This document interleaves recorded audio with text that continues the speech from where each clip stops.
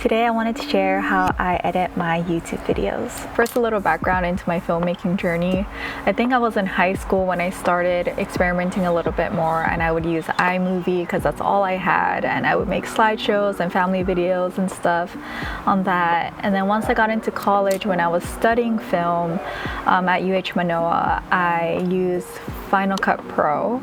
And near the end of college, I started working for Jack's wedding company, and I used DaVinci Resolve because that's what he was using. And around that time, I also started working at NMG Network, which is like an ad agency, and they used Premiere. Adobe Premiere, so I would use Adobe Premiere. And a lot of the times for like professional work, freelance work that I did at that time, they required me to use Adobe Premiere, so I use that a lot. But right now I currently use DaVinci Resolve. It's like my personal preference. I like to use it because Jack colors on it and I tend to edit on it, so like the workflow is more seamless between the two compared to if you were to edit in Adobe and color grade in DaVinci. You have to like export the project, and sometimes things get all messed up, so I just like the seamless workflow of it. And it's a very intuitive program to use, I think. So I love DaVinci Resolve, and I always mention this, but they do have a free version that you can download, so you can always download it and test it out, and if you really like it and want the extra things that they have in studio, you can purchase it. And it's just a one-time purchase, it's not like a monthly subscription. So not sponsored by them. I just love DaVinci Resolve. Okay, now let's go over the workflow. I'm just gonna read my notes for this part. First, I import the footage. It's usually separated in folders by the day or the camera that I use. Then I create a timeline. Here's my project settings and the color management page. So you can just screenshot this and use this if you want. The first thing that I do when I drag all the folders down into my timeline is to color code. So this might be color coded by day if it's the same camera but I'm shooting for multiple days, or I might color code it by camera if I have different cameras that I've used for that trip or something. It kind of just depends on the project, but usually if I have different cameras, I like to have it in different layers to keep it organized for color grading later. And the same goes for graphics or audio. I'll make sure that's like on a different layer. Each audio, like if I'm using a mic on one, that's one layer. If I'm not using a mic, that's another layer. If there's like a scene where I'm using the mic indoors and I'm talking for a long time, and then I go outside and I'm still using the mic but it's like a different setting and it sounds different, then I might put that on a different timeline, and I'll like label it DJI mic indoors, DJI outdoors or something, and that just helps later when you're fidgeting with the audio and stuff, so it's all like on the same track. So once I color code, I sort through all the footage. So I'm cutting down the B-roll shorter to the part that's usable, so usually like the beginning and ends are cut, and I sort through any talking head portions and take out, you know, any unnecessary things I said or all the ums and like big pauses and stuff. I'll try to cut that out. So that's like my first pass, just going through everything and cutting whatever I think is unnecessary. And then I create a skeleton timeline. This is kind of like a rough order of where I want things to be placed. So this kind of depends on what kind of video you're trying to make. If it's very chronological, you don't really have to move things around. It might just be like adding some of the B-roll over your talking parts and things like that. Sometimes if it's more voiceover driven or story driven, where I will record a voiceover and then like have that layer, and then I'm kind of just like moving things around and finding B-roll that matches what I'm saying or what I'm trying to convey, then it's more like moving things around and stuff. And I like to kind of do this without music first, just to like get a feeling of what I want the overall pacing to be. And then once I have that, I add the music. And I think like because you have this skeleton timeline, you're like, okay, now I'm like, for this portion I want this type of music, and for this portion I want, you know, more, maybe I don't want music at all or something, so you can have like a grand overview instead of like just choosing a song and cutting to the beat. And then I don't know, that can work if you want like a very simple montage-y vlog, but this is just the way I approach it. For music, I personally use MusicBed, and I do have a code available if you want to use it. I think it gives you like a month free trial or something.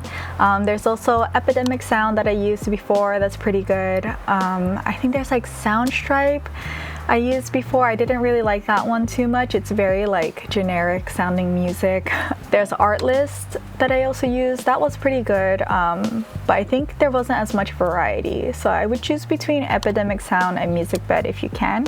And the reason why is because you want royalty-free music for YouTube, or else you're gonna get flagged if you use copyrighted content, especially if you want to monetize, like you're not going to be able to use it. So yeah, try to use royalty-free music.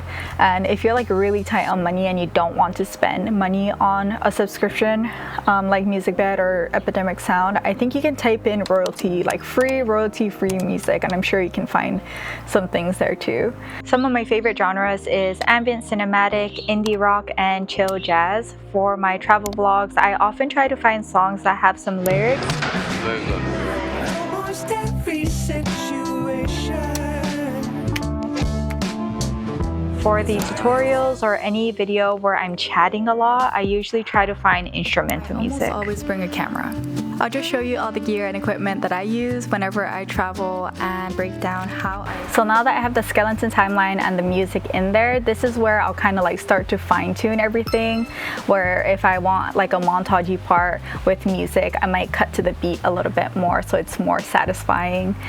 Usually I'll use like the beginning of the song, and if I don't use the whole song, I'll try to cut to the end and kind of like stitch those two together. I feel like there's a actual specific term for this, but I forget. I guess kind of like bookending it, so it's not just like fading out. Sometimes it works, sometimes it doesn't, but I feel like it's more cleaner when you do it this way, so that's usually what I do.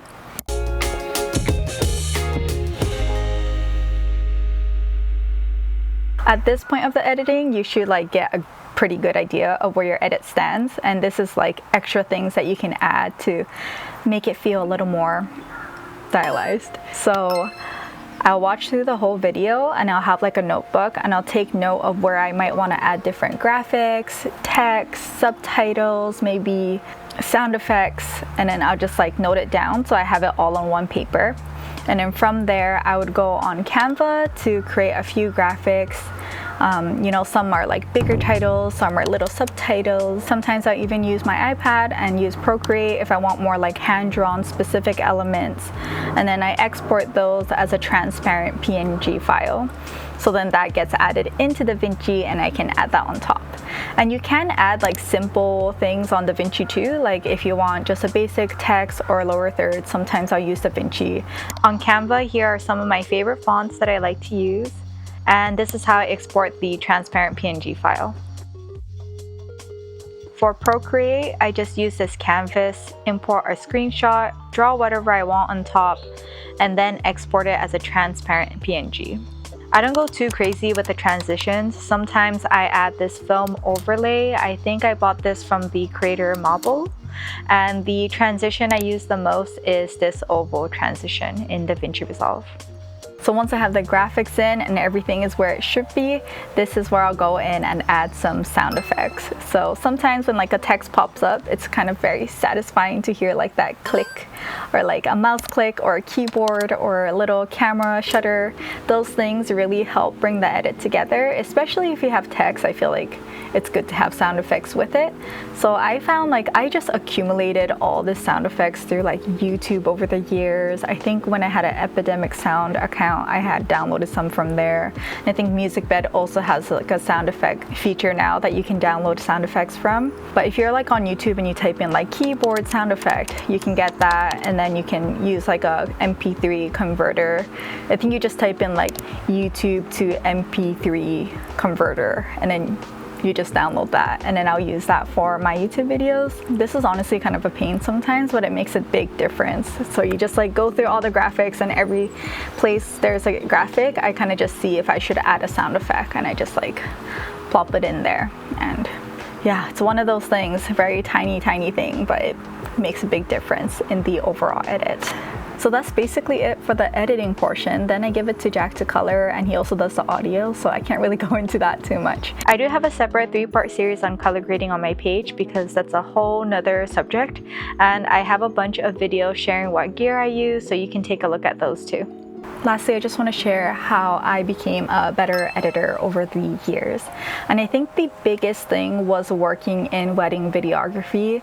You just get so much volume because you're filming a lot and you're editing a lot, and in terms of footage, it's like 8 hours, 10 hours of footage. So you have like getting ready footage, and then you have like full ceremonies, full speeches that you have to cut. So you kind of get really good at cutting down footage very fast, and that helps you become a better shooter because you're like in the editing room, you're like, wow, I really can't use this. Why did I film this? And then when you're out filming, you're like, okay, now you know what you want to get, because you're like, this would be very useful in the edit. So I feel like it goes both ways. If you want to become a better editor, you should film more. If you want to become a better filmer, you should edit more. But yeah, it's just repetition and practice. So like getting used to the software that you have, being used to like how you personally like to organize footage, and getting used to like understanding what clips go well with what type of thing. And that just comes through repetition and practice. So just go out and film and just practice cutting down the footage and like just experimenting, moving things around and seeing what works with what, you know. And the more you experiment, the more you start to see your own personal style. But in the beginning, when you're kind of just experimenting and you don't really know your style, what I did is I would just like watch creators that I like and I would dissect their video. So if this was a wedding video, because that was like what I did professionally, I would watch these wedding videos from people that I admired, and then I would like have a notebook and write down like 0.00 to 0.03 seconds like getting ready footage of the groom, or like whatever it is. Like I would like dissect it second by second, like what type of shots are they using, how long are they using it for, and then like where are they using what voiceover, and how is it all coming together, what effects are they using, what are they doing for the soundscape of the edit. Instead of passively watching, if you like take notes, you really realize how much effort goes into the edit. And like the whole point of editing is like you shouldn't notice it, unless like the whole point is like a jarring edit or whatever. But for the most part, it's like, especially sound and sound effects and stuff, it's pretty easy to ignore when you're passively watching. So try to like dissect your favorite creators' YouTube videos and like try to know where they add text, where they cut, how long they linger on something. Are they like using keyframes to like zoom in and out? Yeah, take note and then just copy and try to apply that to your own edits, and then that helps you like gain some technical knowledge, and then as you're experimenting, I'm sure that will kind of morph into your own personal style. I don't think there's anything wrong with copying other people, because like that's just how you learn, and everyone does that, you know. Every artist steals from other artists. Like that's how we get inspiration, and then you kind of just morph it into your own personal style. Okay, so that's it for the editing tutorial. I hope I was able to cover mostly everything. If you have any questions, just write it in the comments and I will try my best to answer it as best as I can. If you're overwhelmed, don't worry. Just like try to have fun and like implement just one thing at a time. You know, just practice cutting footage first, and don't add sound effects. Don't go crazy with anything.